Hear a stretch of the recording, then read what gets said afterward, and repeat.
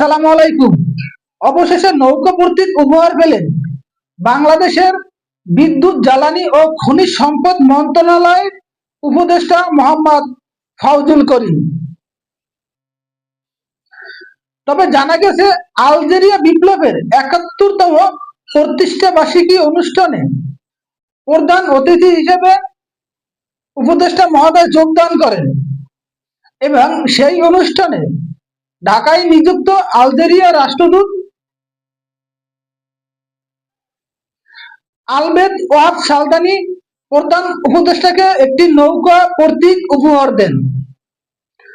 তবে এই উপহার দেওয়ার পর থেকে ৩১ নভেম্বর ব্যাপক আলোচনা এবং সমালোচনা তৈরি হয়।